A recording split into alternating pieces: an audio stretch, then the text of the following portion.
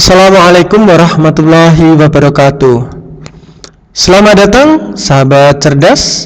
Hari ini kita akan membahas kembali soal UGM tahun 2018 bidang studi biologi. Oke, kita mulai dari nomor 56. Kita bacakan terlebih dahulu. Dalam eksperimen yang bertujuan untuk mengukur mRNA pada sel hewan yang ditumbuhkan ke dalam kultur jaringan, maka perlu pemberian nukleotida radioaktif. Jadi radioaktif itu adalah yang bisa memancarkan pembeda dari nukleotida mRNA. Sehingga dari sini kita bisa lihat ya. Jadi DNA itu berbeda dengan RNA. Mengukur pembentukan mRNA.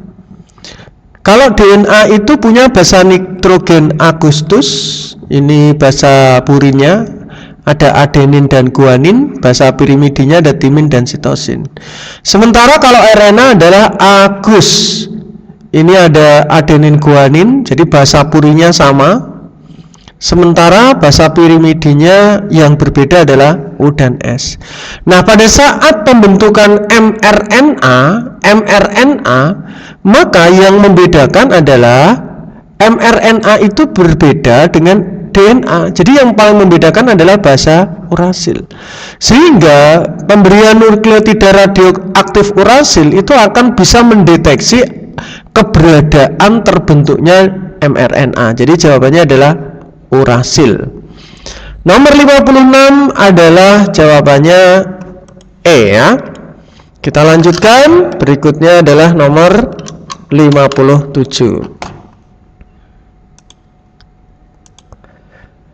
Kasus dampak merugikan akibat introduksi. Jadi introduksi itu didatangkannya kelinci. Ke Australia lebih dari 100 tahun yang lalu adalah bahwa kelinci tersebut menjadi hama dan populasinya meningkat cepat sehingga mengalahkan spesies herbivora asli di benua tersebut. Jadi ini konsepnya adalah kelinci, ya, ini didatangkan menjadi ke Australia, ya. Nah, ini disebut sebagai spesies introduksi. Ya, introduksi spesies itu spesies yang didatangkan. Padahal di dalam Australia itu sudah ada herbivora asli. Nah, sehingga dia akan berkompetisi dengan herbivora aslinya ini. Ternyata kelinci akan lebih cepat berkembang dibanding dengan populasi herbivora asli di Australia tersebut. Nah, kenapa kelinci ini bisa lebih cepat? Ya. Jadi dia menang berkompetisi. Jadi kalau kita lihat kelinci itu dilawan dengan herbivora asli di sana itu lebih cepat berkembang. Bisa jadi dia kompetisinya lebih baik, kemudian daya reproduksinya ini lebih tinggi ya. Terus daya adaptifnya lebih mampu menyesuaikan diri dengan lingkungan. Ya, sumber dayanya terbatas dan faktor pembatas dari kelinci itu salah satunya adalah predator. Sehingga secara alami kalau predator kelinci atau herbivora asli ini tidak ada, sehingga kelinci populasinya bisa tumbuh dengan cepat karena penghambat daripada populasi itu meningkat adalah konsumen selanjutnya, berarti pemangsanya kelinci ini. Kelinci merupakan organisme pengerat yang mudah beradaptasi di lingkungan baru bisa. Ya, tidak ada aktivitas pemburuan kelinci di negara Australia, bisa juga ya terjadi penambahan jumlah kelinci yang dimasukkan secara ilegal, mungkin ya terdapat peningkatan jumlah herbivora kompetitor bagi kelinci, salah.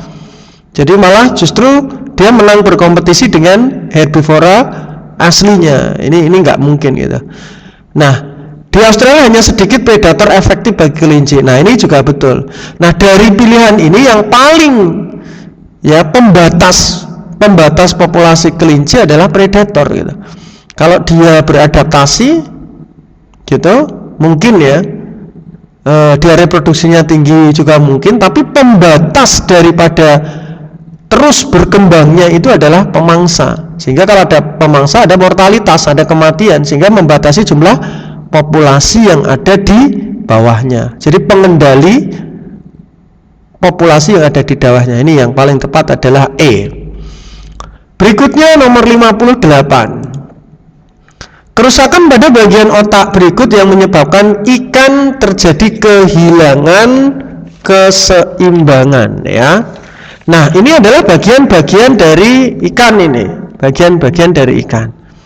Jadi ikan itu punya namanya telencephalon, ya. Fungsinya adalah sebagai penerima dan penghantar impuls bau. Nah, penerima sekaligus penghantar impuls bau. Nah, ini yang ditanyakan adalah untuk kesetimbangan tubuh. Berarti kalau di manusia itu adalah cerebellum yang sama dengan otak kecil yang berfungsi sebagai keseimbangan. Nah, kalau di ikan, cerebellum ini ya yang fungsinya sebagai pengatur keseimbangan di air itu yang disebut sebagai metencephalon. Ini seperti otak kecil. Nah, sementara diencephalon atau otak depan ya itu biasanya berfungsi sebagai fotoreseptor, jadi penerima cahaya. Nah, ini fotoreseptor sekaligus bisa kemoreseptor. Kemudian mesencephalon ini juga berhubungan dengan fotoreseptor, cuman lebih ke saraf optikus visual. Jadi keadaan visual itu ditangkap oleh saraf optik. Ini pusatnya saraf penglihatan gitu. Ini kalau ini cahaya saja fotoreseptor. Kemudian diencephalon ini berhubungan dengan pusatnya saraf sensorik. Nah, seperti ini. Jadi jawabannya adalah yang berfungsi sebagai keseimbangan di tubuh air, di dalam air tubuh ikan, yaitu metencephalon. 58D. Selanjutnya 59. Apabila seorang stroke mengalami lumpuh di lengan kirinya namun masih dapat merasakan, ini seperti soal UMUGM tahun 2019, jadi masih ada yang sama. Ini kita singkat resom. Jadi rangsangan itu ditangkap oleh reseptor, kemudian dibawa saraf sensorik, masuk ke dalam otak, di otak kemudian direspon oleh saraf motorik untuk digerakkan sampai menuju otot sebagai efektor. Jadi lengan kirinya lumpuh tapi masih bisa merasakan, berarti lumpuh itu adalah gangguan di saraf motorik. Sensoriknya masih jalan. Nah, kalau motoriknya terganggu berarti ini jawabnya saraf motorik. Motorik itu nama lainnya karena ke efektor maka disebut sebagai saraf eferen. Kalau sensorik itu nama lainnya adalah eferen. Jadi jawabannya adalah A. 59A. Selanjutnya nomor 60. Berdasarkan perkembangan evolusioner pada struktur tubuh di sini, organisme yang lebih maju dibanding platyhelminthes namun lebih primitif dibanding arthropoda. Jadi sahabat cerdas harus bisa mengurutkan ini ya. Jadi klasifikasi pada invertebrata itu singkatannya PCP namae. Nah, ini urut semua. Jadi yang paling primitif adalah invertebrata itu hewan spons, porifera atau hewan berpori.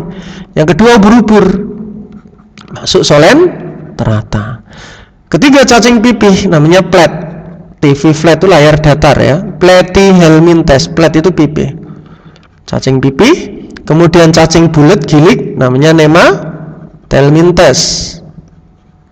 Nah, setelah gilik kemudian bergelang, namanya Annelida.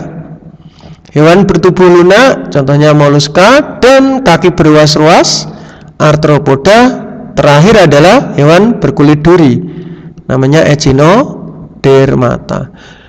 Yang lebih maju dibanding platyhelminthes. Jadi ini platyhelminthes rujukannya lebih maju itu ini. Ini maju semua.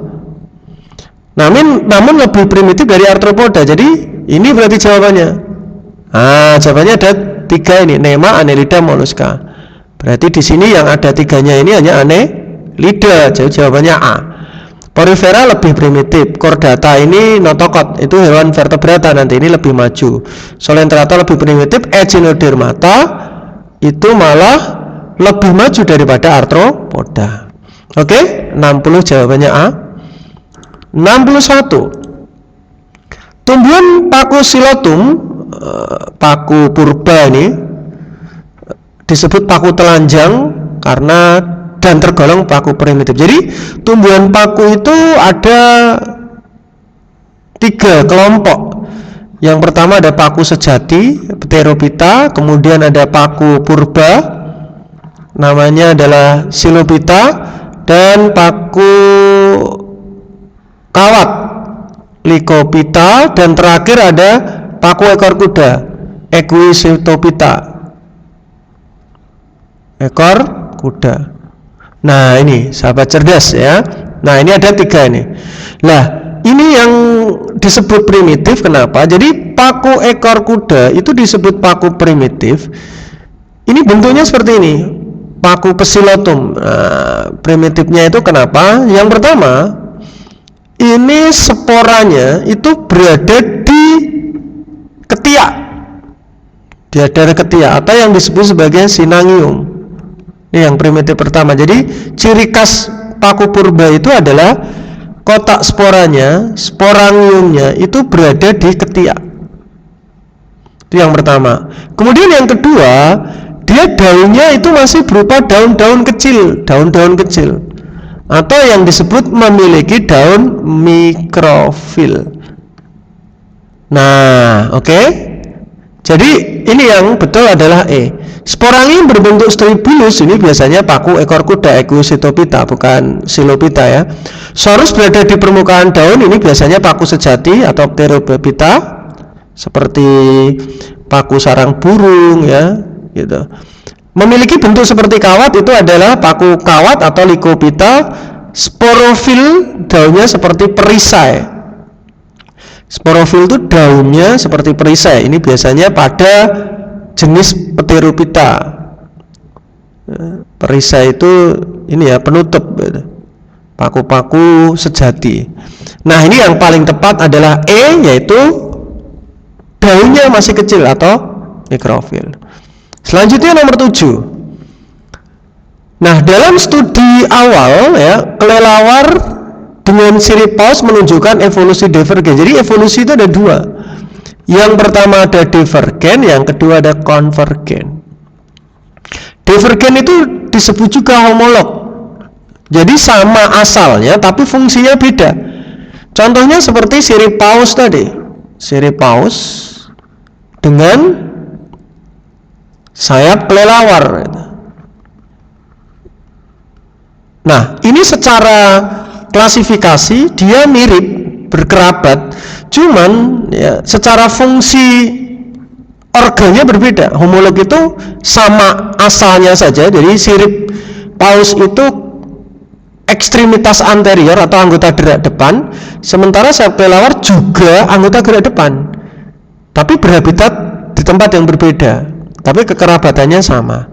Nah, kalau konvergen itu analog, memiliki fungsi yang sama seperti sirip paus dengan sirip lumba-lumba gitu. Yang satu Pisces, yang satu ikan, yang satu mamalia. Paus termasuk mamalia, lumba-lumba termasuk Pisces gitu. Contohnya hiu, jangan lumba-lumba termasuk mamalia gitu. Nah, seperti ini. Ini adalah homolog ya. Jadi homolog dia sama-sama apa? Satu kelompok apa? Memiliki nenek moyang yang sama. Jadi kalau ditanya paus dan kelelawar, ini sama-sama ya, secara filum itu adalah chordata. Nah, nanti subfilum ini adalah vertebrata. Ya, nanti superkelasnya adalah tetrapoda atau hewan dengan berkaki 4. Beranggota gerak 4 ya, bukan berkaki ya. Tetrapoda itu anggota gerak 4. Nah, kelasnya adalah mamalia. Nah, sehingga ini sebenarnya kalau secara filumnya dia masuk chordata, tapi kalau nenek moyangnya sama, dia satu kelompok, yaitu kelas mamalia.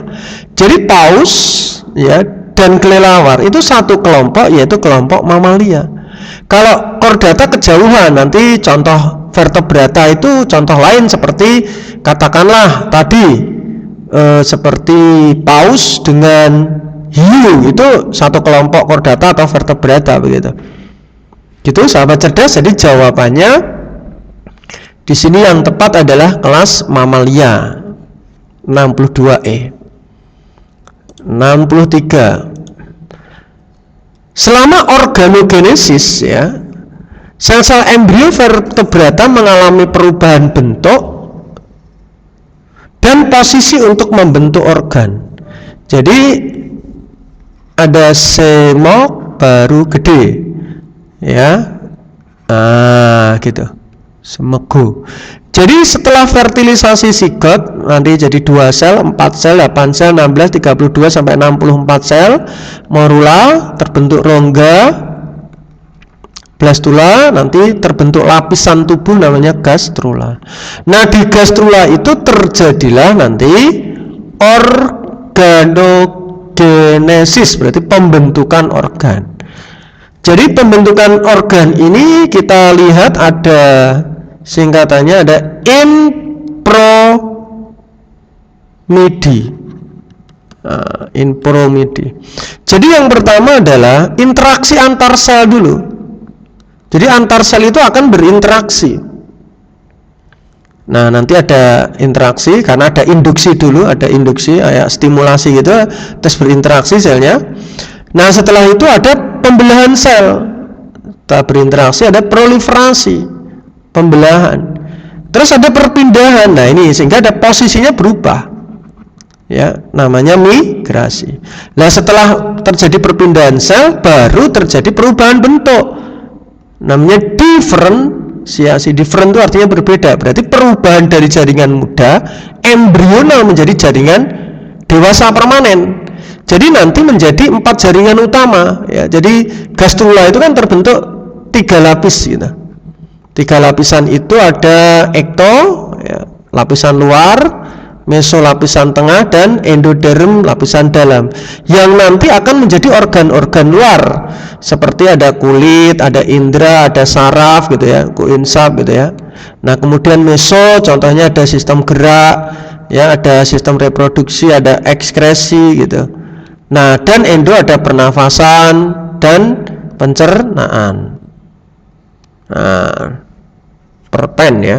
Nah, ini dimulai dari ini semua tadi. Diferensiasi itu perubahan dari jaringan muda menjadi jaringan dewasa, nanti menjadi 4 jaringan. Dari embrional menjadi jaringan pengikat, ada epitel, ada saraf sama otot.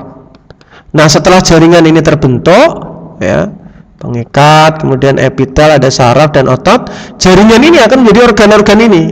Nah, ini yang disebut organogenesis gitu. Jadi kalimat mengalami perubahan bentuk dan posisi betul membentuk organ.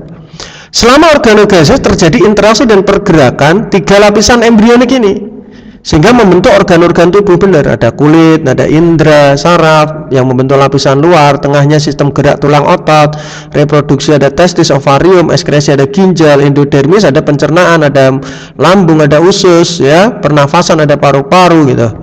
Nah, seperti itu. Jadi ini juga benar. Nah, inilah yang interaksi-interaksi inilah yang akan menyebabkan perubahan bentuk 3 lapisan tadi ya. Nah, ini juga benar. Jadi berhubungan, jawabannya A. Selanjutnya nomor 64. Kambium di luka cangkok harus dihilangkan supaya akar cangkok dapat tumbuh. Jadi kalau kita gambarkan seperti ini sahabat cerdas. Nah, ini ya. Ini kambium itu dimiliki oleh dikotil yang bisa kita cangkok, contohnya mangga gitu. Maka lapisan ini harus kita hilangkan sampai ke sini. Nah, terus kita kupas, dilukai. Ya, jadi epidermisnya kita buang, kemudian lapisan tengah ini ada, bukan epidermisnya di luar sini ya. Kemudian ada lapisan korteknya, ya, terus ada endodermis atau flotermanya. Nah, floemnya, kulit kayaknya sampai ke kambium dibersihkan. Jadi sampai ke lapisan kambium. Kenapa? Karena kambium ini akan membentuk floem ke arah luar, ke dalam membentuk xilem. Sehingga kalau di floem ini, jadi pada saat cangkok itu harus membuang floemnya, karena hasil fotosintesis dari daun yang diedarkan ke seluruh tubuh nanti terhambat, ditutup, dibuang floem atau kulit kayunya dibuang sampai ke kambium dibersihkan. Artinya kalau nggak dibersihkan nanti dia akan menumbuhkan kulit kayu lagi, nggak akan tumbuh jadi akar. Jadi cangkok itu menghilangkan floem agar makanannya nanti bisa tertimbun. Nah, timbunan-timbunan akar ini akan timbunan-timbunan dari hasil fotosintesis floem yang ada di sini tersumbat. Nah, nanti digunakan glukosa-glukosa itu untuk nutrisi menumbuhkan akar-akar. Nah, jadi pada saat cangkok itu harus mengupas sampai lapisan kambium sampai ke jaringan parenkim kayu ini. Nah, jaringan parenkim kayu ini yang akan menumbuhkan akar pada cangkok. Jadi akar pada cangkok itu muncul dari jaringan parenkim kayu. Jadi setelah kambium itu dilepaskan. Nah, jadi parenkim kayu. Jadi kambium di luka cangkok harus supaya akar cangkok dapat tumbuh betul. Akar bibit tanaman cangkok tidak tumbuh dan berkembang dari kambium betul, karena tumbuh dan berkembangnya dalam parenkim kayu. Karena kambiumnya sudah dihapus gitu. Nah, ini benar-benar tapi tidak berhubungan. Yang satu dihilangkan, yang satu tidak tumbuh dari kambium ya. Harusnya kalau pengen nyambung, ini tadi ya tidak nyambung ya. Kalau pengen nyambung, kenapa harus dihilangkan? Karena bukan karena tumbuh dari situ, karena biar floem itu tidak membentuk, kambium itu tidak membentuk kulit kayu gitu. Oke, berikutnya kita lihat soal nomor 64 ya. Kita lihat soal nomor 64. 64 sudah, nomor 65. Nah, perbedaan utama ya, bakteri gram positif. Nah, ini gram positif sama gram negatif itu di mana perbedaannya? Jadi kita tuliskan sahabat cerdas, ada bakteri gram positif dan ada bakteri gram negatif.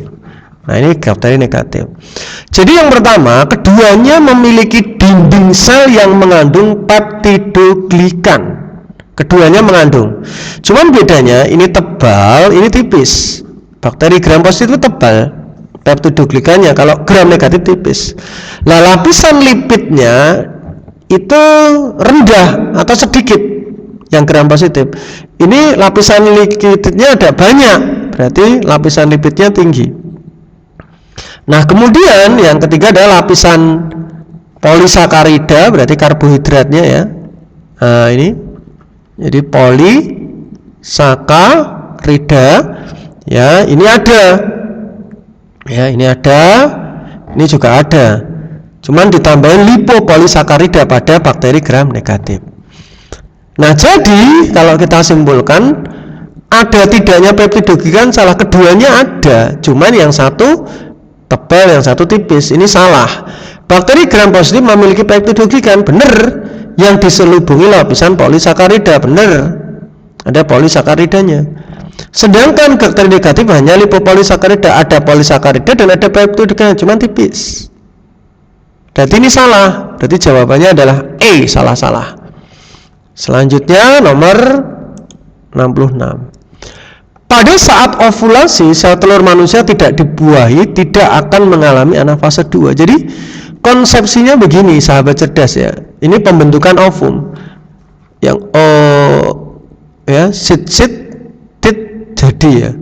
Jadi sit tit jadi. Jadi oogoneum ini akan tumbuh menjadi oosit primer. Oosit primer akan membelah, yang satu menjadi oosit sekunder. Ini katakanlah oosit primer ya. Nah, ini ada oosit sekunder. Yang satu kecil badan kutub namanya polosit primer. Nah, oosit sekunder ini tahap pembelahan meiosis 1. Nah, di meiosis 1 ini nanti ada pakmat ya, profase 1, metafase, anafase 1 dan telofase 1. Nah, kemudian ini dilanjutkan. Ini lanjutkan gini, membelah. Nah, ini belum dulu. Nah, ini gini. Nah, inilah yang akan mengalami meiosis kedua. Yang satu akan menjadi badan kutub 2, polosit 2. Nah, kemudian yang berikutnya akan menjadi ootit. Ootit. Nah, ootit ini matang, berubahlah menjadi satu ovum yang fungsional. Nah, ini mengalami meiosis kedua. Ini juga sama, ada profase 1, metafase S2 ya. Metafase 2, anafase 2, telofase 2. Nah, ini tahapannya. Berarti meiosis 2 itu akan membentuk ootit. Kalau ootit berubah jadi ovum, ini mengalami maturasi atau pematangan. Nah, pada saat ovulasi sahabat cerdas, itu yang keluar bukan ovum. Jadi ovulasi atau masa suburnya wanita, itu yang keluar adalah oosit sekunder. Jadi ovulasi itu yang keluar adalah oosit sekunder. Nah, berarti oosit sekunder itu tidak akan mengalami pembelahan meiosis 2 menjadi ootit ovum jika dia tidak difertilisasi. Jadi ovulasi itu oosit sekunder. Jadi pada saat pembuahan atau yang disebut sebagai fertilisasi itu sebenarnya bukan ovum jadi, melainkan sperma itu akan membuahi oosit sekunder.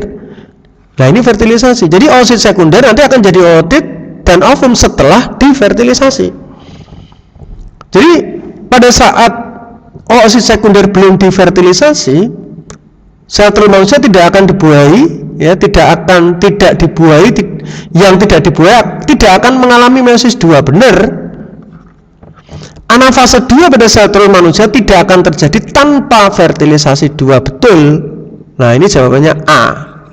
Ya, 6 berhubungan. Kenapa tidak akan terjadi? Karena dia tidak akan dibuahi, tidak akan anafase 2 jika tidak mengalami fertilisasi. Oke, sahabat cerdas, kita lanjut ke nomor 67. Ya. Nah, pada tumbuhan, kolenkim merupakan jaringan dasar pada jaringan parenkim yang mengandung klorofil. Sahabat cerdas, perhatikan jaringan tumbuhan itu ada 4P, 1, 2, 3, 4, P semua. Yang pertama ada jaringan pelindung, yang kedua pengisi, yang ketiga penyokong, dan yang terakhir pengangkut. Nah, contoh dari jaringan pelindung adalah epidermis. Jaringan pengisi adalah jaringan parenkim. Nah, inilah yang disebut sebagai jaringan dasar. Jaringan penyokong ada 2. Yang pertama ada kolenkim, penyokong pada batang muda. Yang kedua ada sklerenkim pada batang yang tua keras. Nah, pengangkut nanti ada silem, nyelem di dalam air, mengangkut air. Phloem food, makanan, atau F, mengangkut F, hasil fotosintesis, begitu. Nah, sahabat cerdas, kolenkim merupakan jaringan dasar yang dari parenkim. Salah. Jadi kolenkim itu bukan jaringan pengisi, tapi jaringan penyokong. Nah, kalau parenkim yang mengandung klorofil, ya, jadi parenkim itu bisa mengandung klorofil, bisa. Contohnya parenkim yang berklorofil itu dikenal namanya klorenkim, bukan kolenkim. Maka salah, harusnya ini bukan kolenkim, tapi yang benar harus klorenkim. Parenkim berklorofil, contohnya batang-batang yang bisa fotosintesis, batang-batang herba, bayam, kangkung, gitu ya. Sebagian jaringan parenkim yang mengandung klorofil berfungsi sebagai tempat berlangsungnya fotosintesis, benar, yaitu adalah parenkim berklorofil, namanya klorenkim. Seperti batangnya kaktus bisa jadi untuk fotosintesis, bisa gitu. Nah, seperti itu sahabat cerdas. Jadi salah benar jawabannya adalah D. Lanjut 68. Seorang yang mengkonsumsi obat dapat meningkatkan pH pada lambung akan berdampak pada pencernaan protein. Jadi sahabat cerdas, ya, lambung itu singkatannya lapar dulu. Jadi yang lambung itu ada asam. Berarti kalau asam itu pH-nya rendah, kemudian ya lambung ada asam, ada enzim pepsin. Nah, pepsin ini untuk mencerna protein, nanti jadi pepton. Nah, yang terakhir renin ini untuk mengemulsi susu. Jadi, ya, di lambung itu bekerja dalam suasana asam. Kalau obat yang meningkatkan pH, jadi pH-nya meningkat, berarti itu basa, akan berdampak pencernaan protein, betul, karena protein di lambung pepsin itu bekerja dalam suasana asam. Nanti makanya kan jadi kim, makanan itu jadi kimus. Begitu sahabat cerdas, ya. Berarti ini benar. Kenapa? Karena obat yang meningkatkan pH itu menyebabkan kondisi lambung itu menjadi basah. Kalau lambungnya jadi basah, itu nanti ketemu dengan asam itu jadi netral, sehingga protein tidak akan tercerna dengan baik. Nanti dispepsia namanya, akan terganggu pencernaan protein. Pencernaan protein yang di lambung dikatalisis oleh enzim pepsin yang aktif bekerja pada kisaran pH asam benar. Berarti ini nyambung ini. Jadi jawabannya benar-benar berhubungan. Jadi jawabannya adalah A. 69. Kita lanjutkan. Transport unsur hara saat melintasi endodermis terjadi secara aplopas. Jadi sahabat cerdas, kita lihat ya, ekor endostil, singkatannya ya, epidermis, korteks, endodermis, stele. Nah, ini kita gambarkan dulu ya. Ini pertama, bagian luar itu adalah epidermis di akar. Setelah itu ada lapisan korteks, kita gambarkan ada 3 lapisan begitu. Ya, yang tanda merah ini korteks. Nah, kemudian ini tanda biru, ini namanya endodermis. Ya, epidermis, ada korteks, ada endodermis. Nah, di sini ada silinder pusat gitu. Di sini stele yang pertama ada perisikal dulu. Ya, nanti di sini ada xilem, phloem, dan ada cambium dan empulur gitu. Nah, ini katakanlah xilem ya. Di sini ada phloemnya gitu. Nah, seperti ini. Sahabat cerdas bisa lihat, kita lihat. Seumpama airnya kita gambar warna kuning gitu. Jadi ini adalah epidermis ya. Kita tuliskan dulu ya, epidermis nih. Nah, ini adalah korteks. Ini ada endodermis. Nah, ini adalah perisikal. Nah, perisikal ada phloem, xilem itu bagian dari stele atau silinder pusat. Yang keempat ini. Nah, ada 2 jalur di mana, nih saya kasih tanda hijau. Air itu masuk melalui epidermis, korteks, endodermis, perisikal sebelum masuk ke xilem. Yang pertama, aliran air itu ada aliran namanya simplas. Yang kedua ada aliran apoplas. Simplas itu langsung masuk ke dalam sitoplasma. Sahabat cerdas, just loh itu. Jadi langsung simplas itu langsung menembus sitoplasma sel. Jalur tol ya. Berbeda dengan aliran apoplas. Kita kasih tanda abu-abu ini. Nah, ini lewat celah-celah kita. Lah, apoplas itu A, namanya antar sel. Berarti lewat celahnya saja. Gitu. Nah, cuman di endodermis ini nggak bisa lewat celah. Kenapa? Karena di endodermis ini ada penebalan. Gitu. Nah, penebalan di endodermis ini, penebalan dindingnya yang disebut sebagai pita Kaspari, yang tersusun penebalan dinding Kaspari ya. Nah, ini dinding penebalan dinding sel suberin, sehingga air itu nggak bisa nembus. Makanya yang ada ini masuk ikut aliran simplas masuk, jadi ikut. Nah, seperti itu. Jadi transport yang melintas endodermis secara apoplas ini salah. Harusnya malah masuk ke simplas. Jadi simplas itu karena menembus sitoplasma. Kalau lewat celahnya nggak bisa karena ada penebalan suberin. Lapisan endodermis akar mempunyai penebalan yang tidak ditembus oleh unsur air, benar.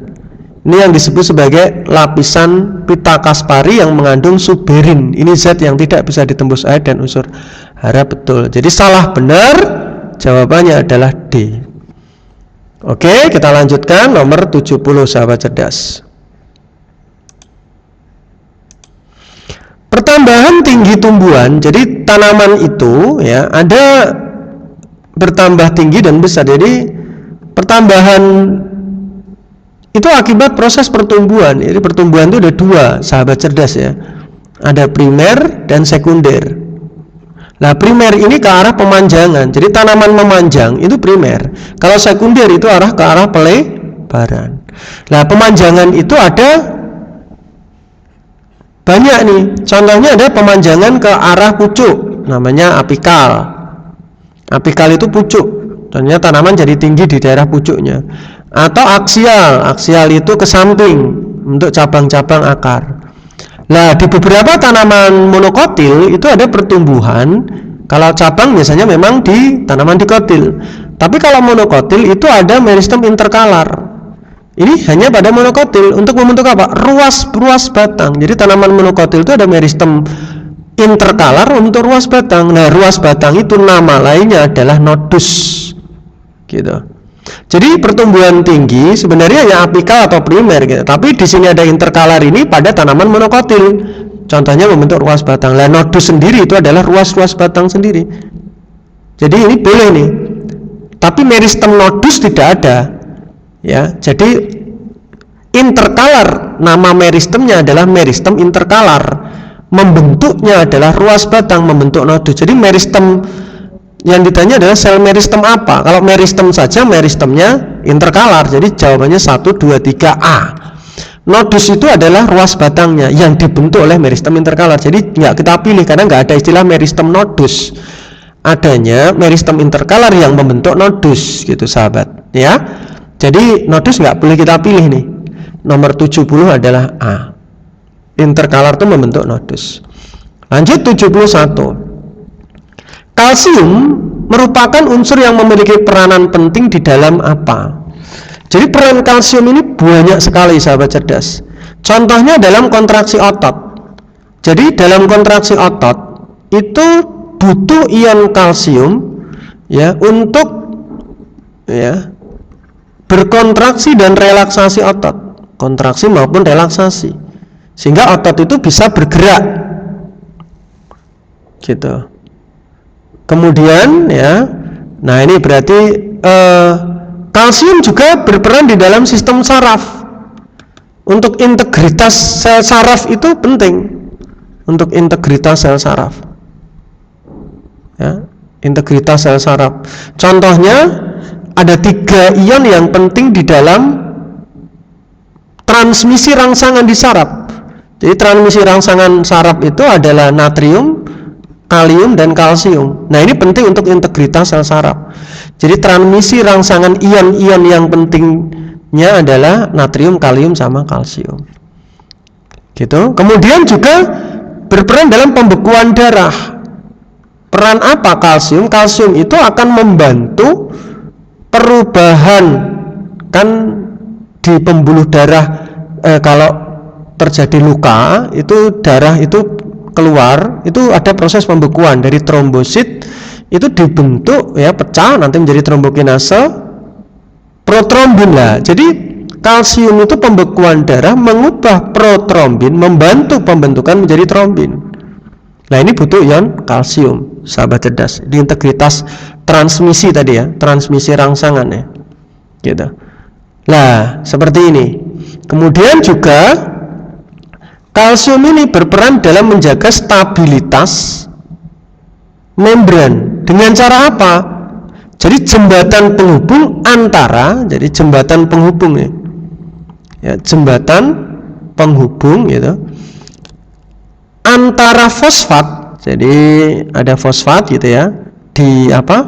Membran sel itu kan ada fosfat dan gugus karboksil fosfolipid. Nah, nanti ada di fosfolipid itu. Jadi di membran itu kan ada fosfolipid bilayer atau 2 lapis. Nah, disitulah ya menjaga ya sebagai jembatan penghubung antara fosfat dari gugus karboksil fosfolipid ya dengan protein permukaan membran. Nah, ini dengan protein. Jadi seperti itu ya. Nah, ini mengatur stabilitas saraf tadi betul otot untuk kontraksi transmisi, menjaga integritas dan permeabilitas membran itu menjaga sebagai jembatan penghubung. Ritme jantung, nah ini penting karena jantung itu juga bagian dari otot. Ini ada saraf dan otot. Pembekuan darah mengubah protrombin jadi trombin. Semuanya benar nih. 1, 2, 3, 4. Jadi jawabannya E. Selanjutnya nomor 72.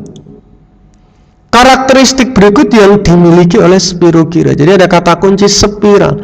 Jadi ini termasuk ganggang hijau yang dia berbentuk lembaran pertama atau filamen. Lurus ya, berarti filamen tidak bercabang. Yang pertama. Yang kedua, kloroplasnya ini kloroplas ini berbentuk pita spiral. Nah, ini. Jadi ciri yang kedua, kloroplasnya itu berbentuk pita spiral. Yang ketiga, di sini itu ada penyimpan tepung namanya pirenoid. Ini untuk menyimpan amilum. Dan terakhir, ciri khas yang paling khas di Spirogyra adalah dia bisa melakukan reproduksi dua cara.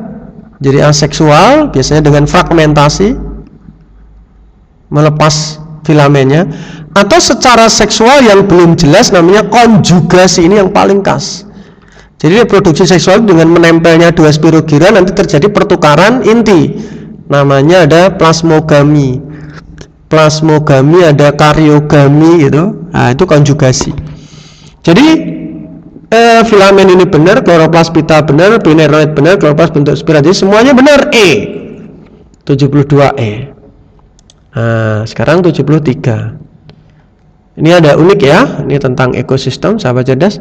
3 spesies burung diketahui menghuni satu pohon besar. Jadi ini ada pohon gede gitu. Nah, bayangkan gini ya, ini ada 3 spesies burung. Ini spesiesnya sama atau tidak nggak ngerti. Yang penting ada burung dengan spesies, ada 3 spesies. Kita anggap aja spesiesnya 3 spesies, itu berarti spesies yang berbeda. Kita anggap aja spesiesnya beda. Di lapangan jarang terjadi kompetisi. Catatan yang kedua, jarang kompetisi. Jadi pernah tapi enggak ini. Berarti berebut. Bisa berebut, mungkin tempat tinggalnya di sini gitu ya. Nah, kalau dia jarang kompetisi, spesies beda ya. Kalau dia terjadi kompetisi, jelas dia memiliki peranan yang sama. Kalau jarang kompetisi itu pasti ini. Di situ ada kalimat yang kedua ya. Jarang kompetisi pengamatan ya, gitu. Berarti enggak rebutan ya. Kalau rebutan itu biasanya sumber dayanya terbatas kalau rebutan. Terutama sumber daya pakan. Kalau dia enggak kompetisi, itu niche-nya pasti berbeda. Niche ekologis berarti relung ekologisnya, peranannya berbeda. Pasti ini. Kenapa? Karena dia tidak memperebutkan hal yang sama. Seperti habitatnya, kisaran makanannya gitu, pasangannya tentunya begitu ya. Jadi ini yang benar, tidak memiliki niche ekologi yang berbeda. Tidak dapat saling kawin belum tentu, karena spesies yang berbeda bisa saling kawin, walaupun contohnya perkutut gitu ya. Perkutut itu dengan tekukur, itu spesies berbeda tapi bisa saling kawin. Cuman anaknya bisa jadi steril, sahabat cerdas. Anaknya mandul, seperti bebek dengan mentok, itu spesies beda, kawin, anaknya steril gitu. Jadi bastard steril gitu. Tidak dapat saling kawin itu belum tentu. Mengalami kekurangan sumber pakan tidak, karena jarang terjadi kompetisi. Mungkin dia hanya kompetisi memperebutkan tempatnya begitu. Tidak bersarang di habitat yang sama, bisa jadi gitu. Ya, kalau ini kita sebut sebagai habitat, ya dia malah justru bersarang di habitat yang sama ya. Habitatnya kan satu tempat gitu. Secara habitat ini arti luas. Tidak bersarang di habitat sama, padahal habitatnya dalam satu pohon. Habitatnya di sini satu habitat, memang sarangnya berbeda gitu. Ini kita anggap sebagai habitat, kan tempat tinggal suatu makhluk hidup ini dianggap sebagai habitat gitu. Maka tidak bersarang di habitat yang sama, ini bisa jadi salah gitu. Jadi yang betul adalah 4 saja, D. Ini sahabat cerdas ya. Lanjut 74. Proses yang terjadi pada pembuahan ganda ini juga keluar di UM-UGM tahun 2019, maka tetap pelajari ya soal-soal sebelumnya. Jadi ada fertilisasi ganda. Biasanya terjadi pada angiospermae atau tumbuhan berbiji tertutup. Yang pertama itu ada inti sperma 1. Ini akan membuai ovum, nanti akan jadi sigot dan berkembang menjadi embrio. Ini haploid, sigotnya ada diploid. Itu yang pertama. Yang kedua, inti sperma kedua itu membuai inti kandung lembaga sekunder menjadi endosperm. Ini N, nah ini 2 N diploid, ini jadi triploid. Jadi ini benar, ini benar, ini benar, ini benar. Semuanya benar, jawabannya E. Begitu sahabat cerdas. 74E, terakhir 75. Pasangan berikut yang menunjukkan hormon dengan dampak fisiologi, jadi fungsi hormon ini ya. Yang pertama ada kelenjar tiroid, kelenjar gondok itu menghasilkan tiroksin. Nah, tiroksin ini memicu metabolisme fungsinya ya, katabolisme energi dan sebagainya itu. Kemudian yang kedua ada epinefrin. Ini atau adrenalin. Adrenalin itu memicu jantung cepat, sekaligus nanti mengubah glikogen akan menjadi glukosa dalam kondisi tertentu. Ya, takut, ya, marah, kemudian denyut jantung bercepat, olahraga itu ya. Seperti itu. Nah, vasopresin, vaso itu pembuluh darah, pres itu menekan atau disebut ADH. Ini fungsinya untuk reabsorpsi air yang ada di tubulus ginjal. Kenapa? Karena aliran darahnya cepat, maka darah yang disaring di ginjal jadi banyak, nanti diserap juga akan banyak, reabsorpsi air yang ada di tubulus ginjal. Nah, terakhir insulin. Insulin itu kalau kita habis makan, gulanya banyak, gula darahnya masuk ke darah, nanti glukosa itu akan disimpan menjadi glikogen. Nah, jadi pembentukan glikogen atau glikogenesis. Ya, ini benar lah. Penurunan cadangan glikogen salah, harusnya peningkatan, karena dia membentuk glikogen. Kalau yang menurunkan cadangan glikogen itu namanya hormon adrenalin bisa, atau hormon lain namanya glukagon. Berarti ini salah. 1, 2, 3, 4. Begitu sahabat cerdas, pembahasan UN UGM tahun 2018. Tetap semangat. Kita sudahi dulu, terima kasih. Wassalamualaikum warahmatullahi wabarakatuh.